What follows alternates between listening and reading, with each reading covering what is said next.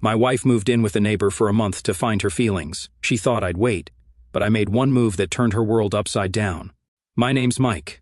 I'm 31, and until recently I thought I had my life figured out. I've always been a pretty simple guy, no wild ambitions, no crazy drama. I've got a steady job as a software developer, a decent house in a quiet neighborhood. And, until not too long ago, I thought I had a strong marriage with a woman I truly loved. Laura and I met about 8 years ago, and looking back, it feels like a lifetime ago. I was 23, fresh out of college, working my first job, and honestly pretty clueless about life. She was 22 and working as an assistant at a marketing agency while still figuring out her own career path. For the record, she never did, and ended up a stay-at-home wife. We met at a mutual friend's barbecue, one of those casual backyard setups where everyone's holding cheap paper plates and someone's always burning the burgers. She was the one who approached me, cracking some sarcastic joke about how I looked like I was strategizing my escape plan. I don't even remember my response, but she laughed, and somehow we ended up chatting for the rest of the evening. From that point on, things moved pretty fast. We started dating, and it felt like she added this spark to my otherwise dull and predictable life. Laura was adventurous and spontaneous, always planning last-minute road trips or dragging me to try some new restaurant she'd read about. Meanwhile, I was the grounded one. I'd be the one figuring out the budget, checking the weather, or double-checking the gas tank before we hit the road. It worked, or at least it felt like it did. We balanced each other out. She brought excitement into my world, and I gave her a sense of stability she said she hadn't had in past relationships. 3 years into dating, we decided to tie the knot. The wedding was small, just family and close friends. Neither of us came from wealthy families, so there was no giant ballroom or fancy catering, but it didn't matter. After the wedding, we started building a life together. We bought a small 2-bedroom house in a quiet suburb. Not the fanciest place, but it had potential. For the most part, things felt stable. I'd go to work, come home, and Laura would usually be in the kitchen or lounging on the couch, scrolling through her phone. She'd tell me stories about her day. She worked in marketing back then, so there was always some drama with clients or co-workers, and I'd listen. That was our dynamic. She was the talker, the one with all the stories, and I was the listener. We didn't have kids, but that was a mutual decision. Laura wasn't in a rush, and honestly, neither was I. We both wanted to wait until we were more financially secure and ready for that next big step. It felt like we were on the same page about most things. Looking back, though, I wonder if I got too comfortable. It's easy to fall into routines, especially when life feels steady. I'd get up, go to work, come home, and repeat. We had our date nights, of course, usually dinner at one of our favorite spots or a movie.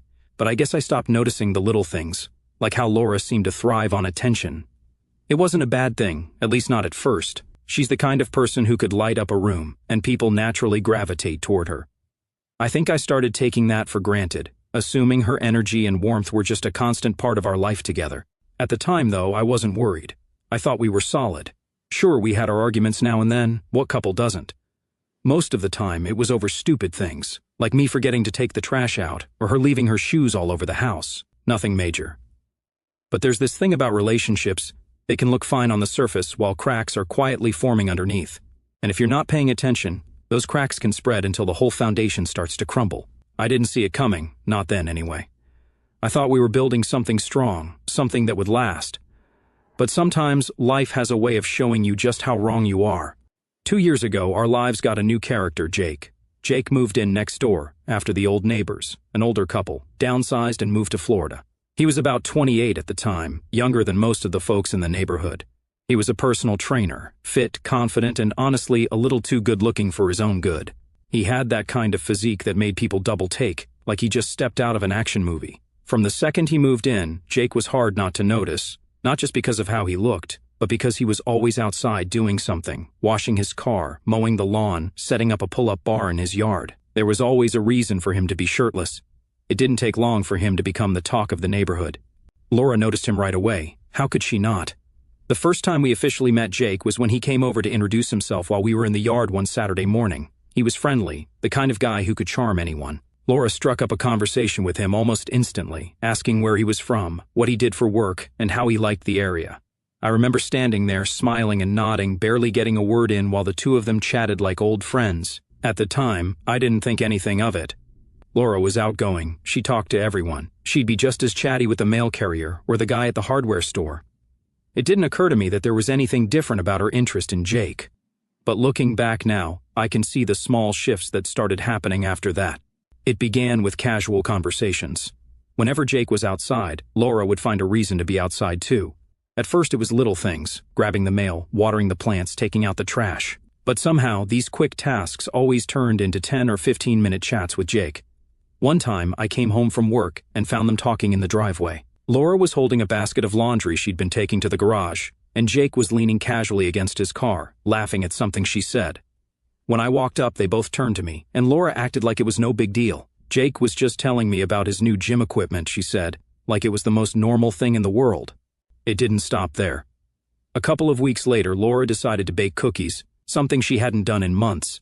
I didn't think much of it until I saw her walking across the yard with a plate of cookies in hand. Just being neighborly, she said when I asked her about it. I shrugged it off. It wasn't unusual for Laura to do things like that. She'd brought brownies to other neighbors before, but then there was the time she bought a new set of workout clothes, bright fitted leggings and a matching top, not the kind of thing she'd normally wear. I asked her about it, and she told me she was thinking about starting to jog again. To get back in shape, she said. I didn't question it. Laura had gone through fitness phases before, where she'd get excited about working out for a month or two and then lose interest. But this time, her timing was convenient. You see, Jake jogged almost every morning. I'd see him out there, earbuds in, running laps around the block. And wouldn't you know it, Laura decided her new jogging routine would start at the exact same time Jake was out there. One morning I caught them chatting on the sidewalk when I was leaving for work. Laura was stretching, and Jake was showing her some kind of technique to avoid shin splints. I didn't say anything, just gave a small wave and drove off. But something about the scene stuck with me. It was around this time that I started noticing Laura's phone habits changing too. She'd always been glued to her phone, scrolling through social media, texting her friends. But now she seemed guarded. There were a couple of times I walked into the room, and she'd quickly lock her screen or flip her phone over, like she didn't want me to see it. One night I noticed she was scrolling through Instagram, and when I glanced over I saw Jake's name at the top of the screen. She quickly swiped past it, but I caught enough to know she was looking at his profile. When I asked her about it, she brushed it off.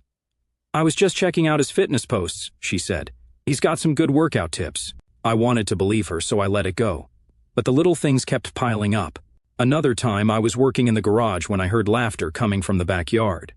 I stepped out to see Laura and Jake standing near the fence, laughing about something. Laura was holding a glass of iced tea, and Jake was gesturing animatedly as he told some kind of story. When Laura saw me, she waved, like nothing was out of the ordinary. Jake was just telling me about this funny thing that happened at his gym, she said later when I asked her about it. It was starting to feel weird.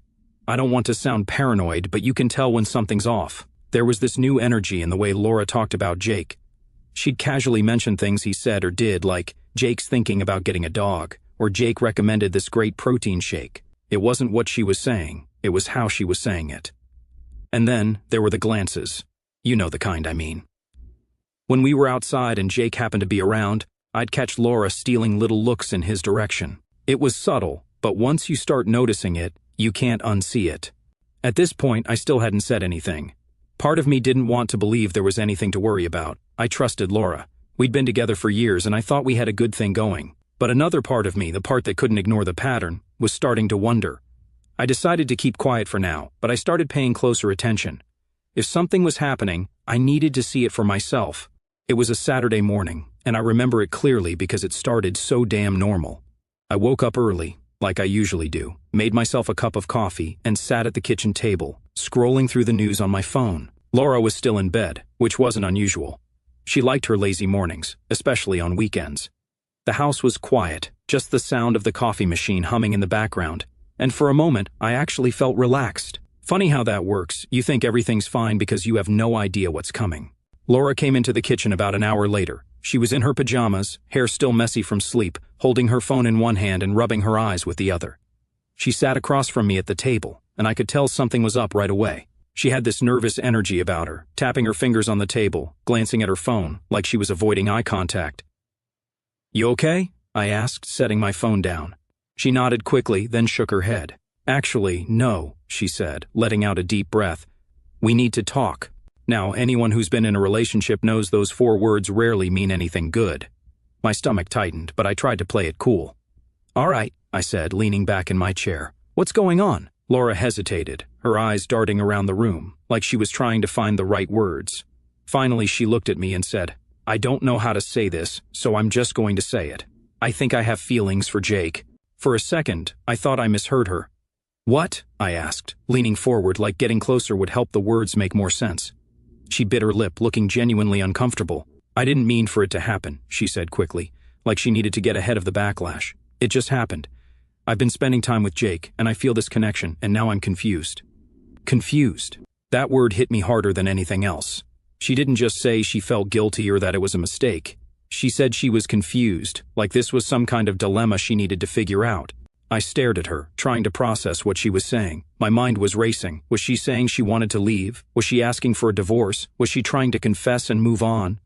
I couldn't tell, and that made it worse. "So, what does this mean?" I asked finally. "Are you saying you're done with us?" Laura shook her head quickly. "No, not necessarily," she said. I don't know what I want right now. I love you, Mike, I do, but I can't stop thinking about him, and I need to figure out what these feelings mean." I felt like the floor had been pulled out from under me. We'd been together for years, built a life together, and now she was telling me she wasn't sure if she wanted to be with me anymore. It was surreal. I took a deep breath, trying to keep my voice steady. "So, what are you saying? You want to take a break?" She hesitated, then nodded. "Kind of," she said. "I need time to figure things out. I was thinking maybe I could take a month to spend some time with Jake and see if there's something real there. If it doesn't work out, then we can focus on us." I blinked, completely stunned by her audacity. "You're serious," I said, not even phrasing it as a question. Laura nodded, her eyes pleading. "I know it sounds crazy, but I don't want to throw away what we have without being sure. I don't want to live with regrets, regrets." That word stuck in my head like a splinter. She was talking about regrets, like she was the one risking everything, like my feelings were secondary to her figuring out her life. I sat there, staring at her, a mix of anger and disbelief bubbling under the surface. Part of me wanted to blow up, to tell her how selfish she was being. But another part of me, maybe the calmer, more calculating part, decided to stay quiet and let her dig her own hole. "All right," I said finally, leaning back in my chair. Laura blinked, clearly caught off guard. "Wait, really?" "Sure," I said, shrugging, like it was no big deal. "If you think that's what you need, go ahead." Her expression shifted, like she wasn't sure if I was being genuine or sarcastic. "I just think it's the best way to figure out where my heart is," she said cautiously. "Sure," I repeated. "Do what you need to do." Inside, I was already done. The second she said she wanted to spend a month with another man, my brain flipped a switch. But I didn't want to show my cards just yet. If she was willing to throw away our marriage for some fantasy with the neighbor, I wanted to see how far she'd take it. Laura let out a relieved sigh, like she'd just been granted permission to do something heroic. "Thank you," she said, reaching across the table to touch my hand. "I know this is a lot to ask, but I really believe it's the right thing for us." I pulled my hand away, standing up and grabbing my coffee mug. "Sure," I said again, my tone flat. "If that's what you need." She didn't say anything after that, just sat there, probably processing the fact that I wasn't arguing or putting up a fight. But inside, I was already making plans. Over the next few days, Laura started packing a small bag. She told me she'd be staying with Jake, and she made it sound so casual, like it was just another temporary arrangement. She didn't even seem to notice that I wasn't asking any questions or putting up any resistance. The day Laura left, the house felt different. Not empty, exactly, but quieter, like someone had turned the volume down on my life. I stood in the living room after she walked out, her duffel bag slung over her shoulder, and I just stared at the door. I thought I'd feel angry or heartbroken, but all I felt was this strange calm, like the weight of pretending everything was okay had finally lifted. I walked into the kitchen, poured myself a glass of water, and just stood there, trying to process what had just happened. My wife, someone I'd been with for years, someone I thought I'd grow old with, had left to figure things out with the guy next door. If it weren't my life, I'd have thought it was some ridiculous TV drama. The first few days were strange. I started noticing the little things she'd left behind. Her favorite mug on the kitchen counter, a pair of shoes near the door, a blanket tossed over the back of the couch. I thought about moving them, but then I decided to leave them where they were, not because I missed her, but because I didn't want to waste the energy. I threw myself into work, taking on extra projects to fill my time. I stayed late at the office, not because I needed to, but because I didn't want to go home to that empty house. When I wasn't working, I hit the gym hard. I hadn't been a regular gym goer before, but there was something satisfying about pushing myself physically, like I could sweat out all the frustration I was feeling. Friends started to notice something was off. A couple of them asked why Laura wasn't around, and I gave them vague answers. "She's staying with a friend for a bit," I said, trying to sound casual. I wasn't ready to get into the real story yet. My dad was the only person I told the truth to. I called him a few days after Laura left, and the first thing he said was, "What's wrong?" He's always been good at reading me, even over the phone. When I told him what happened, there was a long pause on the other end of the line. Then he said, "Well, son, I hate to say it, but it sounds like you're better off without her." At first I wasn't sure how to respond. I'd expected him to be more upset or at least ask more questions. But then he said something that stuck with me. "If she doesn't know your worth, why should you wait around for her to figure it out?" He was right. I'd spent so much time trying to make sense of Laura's decision, trying to figure out where I went wrong, that I hadn't stopped to think about what I deserved. I wasn't just some option for her to come back to if her fling with Jake didn't work out. That night, I sat in the dark living room, staring at the wedding photo on the mantel. We looked so happy in that picture, so sure of our future. But now, it just felt like a reminder of everything that had gone wrong. By the end of the week, I'd made up my mind. I wasn't going to sit around waiting for Laura to make her grand decision. I was going to make my own. The next day, I called a divorce lawyer. Sitting in that lawyer's office was surreal. I explained the situation, trying to keep my voice steady, even though part of me still couldn't believe it was real. The lawyer listened carefully, nodding as I talked, and when I was done, he said, "You're well within your rights to file for divorce. This kind of situation falls under irreconcilable differences." Hearing those words made something click in my brain. Irreconcilable differences. That's what we'd become. Laura and I weren't on the same page anymore, and maybe we never had been. The lawyer walked me through the process, explaining what I needed to do and what to expect. By the time I left his office, I felt a strange sense of relief, like I was finally taking control of my own life. Back at home, I started taking small steps to prepare for the inevitable. I moved some money into a separate account, just in case things got messy later. I went through the house and started mentally dividing up what was mine and what was hers. I didn't touch her stuff yet. I figured I'd wait until things were official. But in my mind, I was already making plans for what the house would look like without her. The days turned into weeks, and I started getting used to the quiet. It wasn't as bad as I thought it would be. In fact, it felt kind of peaceful. I didn't have to deal with Laura's constant chatter or the little arguments over stupid things, like whose turn it was to do the dishes. Meanwhile, I started hearing things through the grapevine. A neighbor mentioned seeing Laura and Jake at the park together, looking cozy. Another one said they'd spotted them at a cafe downtown. I nodded and smiled, acting like it didn't bother me. But inside, I felt a mix of anger and pity. Anger because she'd thrown away everything we had for some fling with a guy who probably wouldn't stick around. Pity because I knew it wouldn't end well for her. Jake didn't strike me as the type to settle down, and Laura was going to find that out the hard way. By the third week, I'd stopped checking my phone for messages from Laura. I figured if she wanted to talk, she'd reach out, but I wasn't holding my breath. I was done waiting for her. One night, while I was cleaning out the garage, I found a box of old photos from when Laura and I first got together. For a moment, I felt a pang of sadness, remembering how happy we'd been back then. But then, I thought about all the little red flags I'd ignored over the years, all the times I'd put her needs ahead of mine without even realizing it. I closed the box and pushed it aside. I didn't need those memories. It was almost a full month to the day when Laura decided to make her grand return. I hadn't heard much from her during her little trial with Jake. The few texts she sent were vague at best. "Hope you're doing okay, or we'll talk when I'm back." She didn't even try to give me updates, or pretend she was torn about her decision. It was like she'd already written me off as Plan B. By this point, I'd stopped caring. I wasn't waiting by the door, hoping she'd come to her senses. I wasn't pacing the house, wondering what she and Jake were up to. I'd filed for divorce, and my lawyer had already started drafting the paperwork. As far as I was concerned, the marriage was over, but I didn't tell her that, not yet. When she walked through the door, it was like nothing had changed for her anyway. She had her bag slung over her shoulder, her hair perfectly styled, and this confident look on her face, like she'd just come back from a vacation and expected me to roll out the red carpet. "Hey," she said, setting her bag down by the door. "I'm back." I was sitting on the couch, flipping through channels, and barely looked up. "Welcome back," I said, keeping my tone neutral. She paused, like she was expecting more of a reaction. When I didn't jump up or ask her how it went, she walked over and sat on the arm of the couch. "We should talk," she said, her voice soft and careful. I muted the TV and turned to face her. "All right," I said, crossing my arms. "Talk." Laura smiled, the kind of smile she used when she was trying to smooth things over. "I've done a lot of thinking," she began, "and I've realized some things about myself, about us, about what I want." I just nodded, waiting for her to continue. She took a deep breath, like she was about to deliver some heartfelt speech. "I care about you, Mike. I really do, and I think we can work through this. I think we can rebuild what we have. Rebuild. She said it like it was as simple as fixing a leaky faucet. I didn't say anything, just kept looking at her, letting her fill the silence. She seemed a little thrown off by my lack of response but kept going. Jake's a great guy, she said, and I had to bite my tongue to keep from laughing at how casually she brought him up.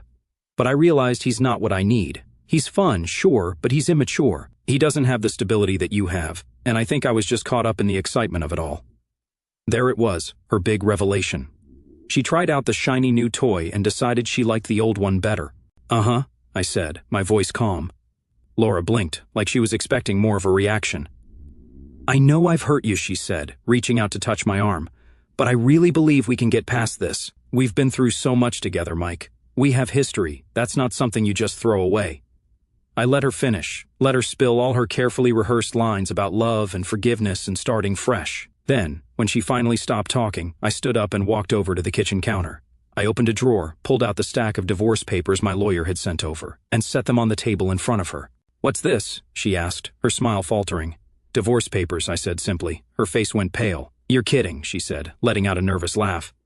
Nope, I said, leaning against the counter with my arms crossed. I'm not kidding. For a moment, she just stared at the papers, like she couldn't believe what she was seeing. Then she looked up at me, her eyes wide. You're divorcing me? Yeah, I said, my tone steady. I'm not interested in being your second choice, Laura. Her expression shifted from shock to anger in an instant.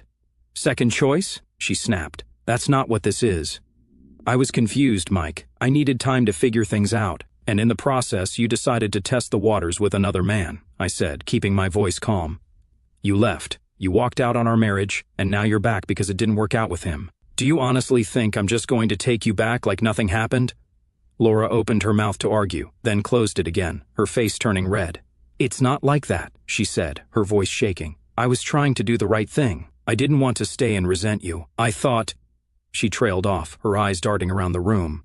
You thought you could have it both ways, I finished for her. She stood up, crossing her arms. You're making a mistake, Mike. We can fix this. I know we can. No, I said firmly. We can't. You made your choice, and now I'm making mine. She looked like she was about to cry, but I didn't let it sway me. I'd already made up my mind. The rest of the conversation was a blur. She tried to argue, to guilt me into changing my mind. She brought up our history, our house, even the idea of starting a family someday. But none of it worked. Eventually, she stormed out of the house. I stood there for a moment, staring at the empty space where she'd been, and felt nothing. No sadness, no regret, no second thoughts.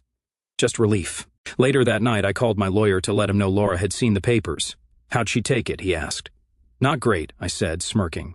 Do you want to give her time to process, or should we move forward? Move forward, I said without hesitation.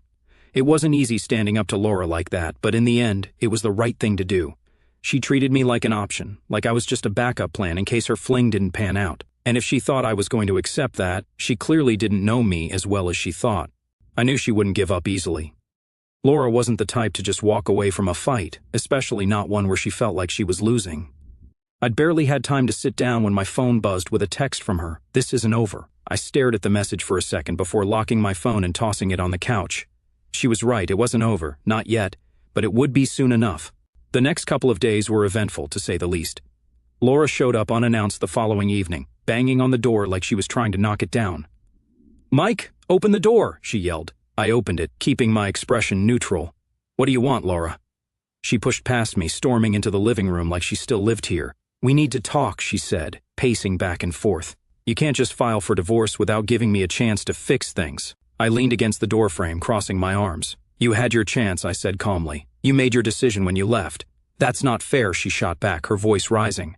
I didn't leave to end our marriage. I left to figure things out, to make sure I wasn't making a mistake by staying. I couldn't help but let out a dry laugh. And in doing that, you proved you didn't value what we had. You don't test a marriage by running off to someone else, Laura. That's not how it works. She stopped pacing and turned to face me, her eyes red with frustration. I was confused, she said, her voice cracking. I didn't know what I wanted, but I know now. I want us, Mike. I want to fix this. Too late, I said, my tone firm. You don't get to come back now just because things didn't work out with Jake. Her face twisted with anger, and she pointed a finger at me. You're being petty, she snapped. You're throwing away everything we built over one mistake. I shook my head, keeping my composure. It wasn't just one mistake, Laura. It was a series of choices. You chose to flirt with Jake, you chose to prioritize your feelings for him over our marriage, and then you chose to leave. Those weren't accidents, they were decisions. She opened her mouth to argue but stopped herself, her shoulders slumping. For the first time, she looked defeated. "What am I supposed to do now?" she asked quietly. I sighed, feeling a pang of pity for her, even after everything she'd done.